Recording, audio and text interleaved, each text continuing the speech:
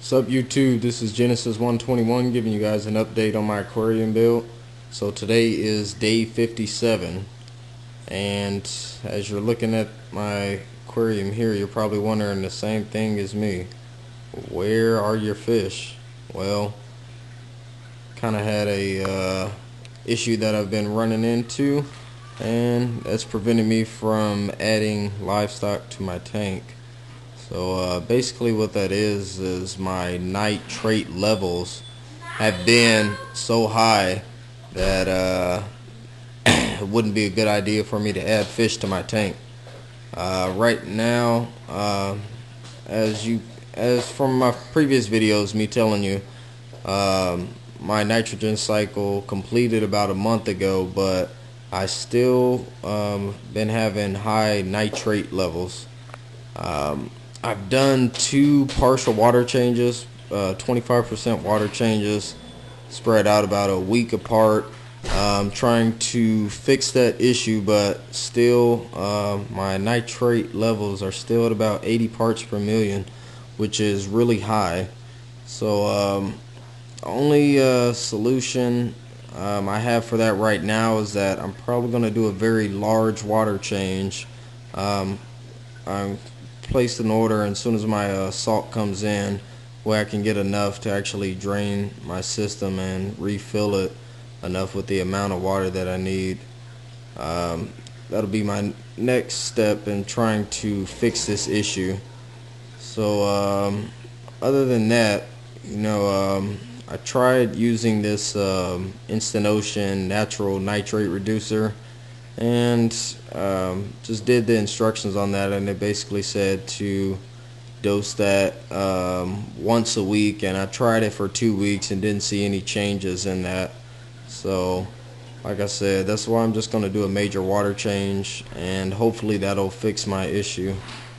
But other than that, another change I made, I just adjusted the level of my lighting. I had my lights at the top of my canopy, and so basically what I did was just lower them down, and when I did that, I actually started seeing a couple changes in my tank. I started getting these brown diatoms growing back on my overflow box, growing on my power heads.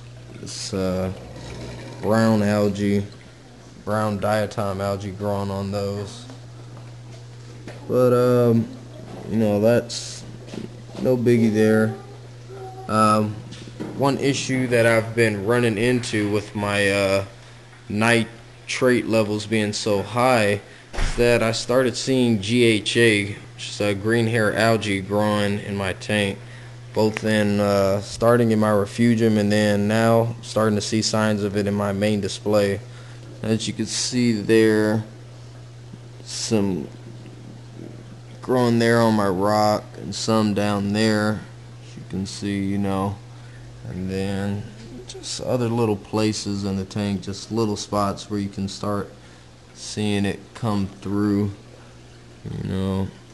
That happened as a result of my nitrate levels being so high. It's just providing those nutrients and making an ideal condition for this green hair algae to grow. It really exploded in my refugium area. That's where it started at, and go ahead and take you down here.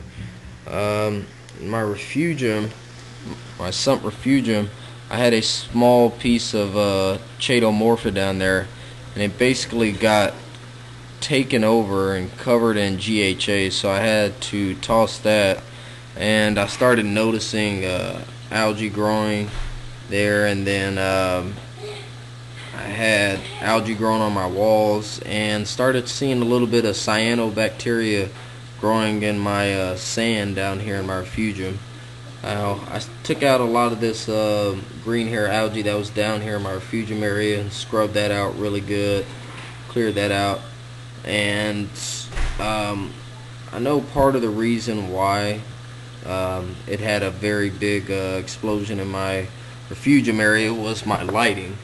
The lighting I had before was just a regular light. It was rated about like 2700 Kelvin, so it wasn't the ideal lighting conditions for to grow my chaetomorpha, but it was ideal growing conditions for green hair algae. So what I did was I bought this other bulb, which is that's rated at 6500 Kelvin, and that's the ideal Kelvin rating for chaetomorpha. So I have that light on there, and it's been doing good. And this piece here that you see of Chaeto, I just got that a few days ago from my local fish store, and it's a nice big size. And as you can see, you know, it's the way I have it placed in there, it's tumbling really good. And I just moved my live rock rubble over to the corner instead of where it was before here in the front. So, you know, those are some of the changes that I've made. You know, my protein skimmer has really been working really good. You know, my collection cup is pretty clean. I just cleaned that out today, but the skimmate that was in there was a very dark brown skimmate, so it's doing good. I don't have a huge bio load, but yet it's still pulling out skimmate from out the tank.